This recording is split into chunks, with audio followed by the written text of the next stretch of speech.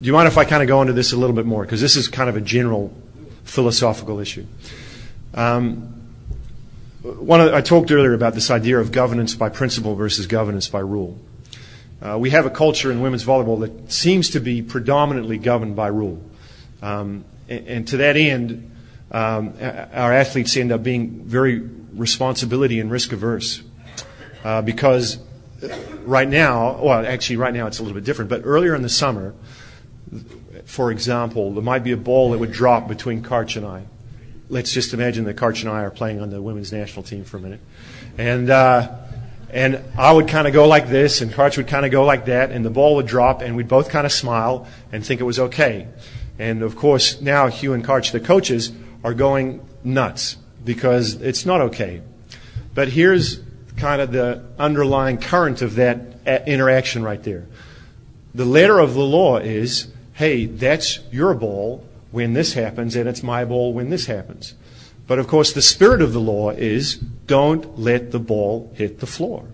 So instead of just going and worrying about maybe screwing up, of being the wrong person in the wrong place, or doing something that could be construed as a mistake, we're so fearful of error, and we have such an issue with accountability and taking ownership of our action that we would rather let the ball drop than abide by the spirit of the law. That's a fundamental issue. That's a big problem.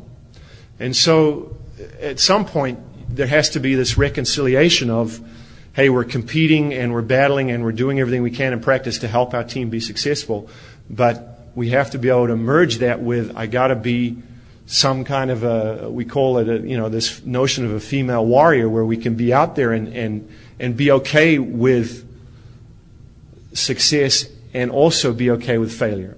But failure is deemed to be a huge issue, whereas success is seemed to be something that you take for granted. And we talk a lot in our gym about the fact that failure is just feedback, and it's just a chance to get better. And we're struggling with how to keep pushing that agenda and keep getting it to where we're okay, embracing the battle and being fine. We win or we lose, but at least we did everything we could. So I'm going to round out the conversation here because we've gone off on a lot of different tangents. But at the end of the day, it's much harder for an athlete that's been part of a vertically integrated system where the coach is at the top and everything filters down, including the rules of behavior. It's much harder for that athlete to self-govern and actually have to choose the right thing to do time and time again. And it's something they're extremely uncomfortable with because there's the risk that they could make the wrong choice, and as a result they might look stupid, and then they could get judged, or there might be a grudge, or there could be someone that's going to talk to someone that's going to talk to someone behind their back.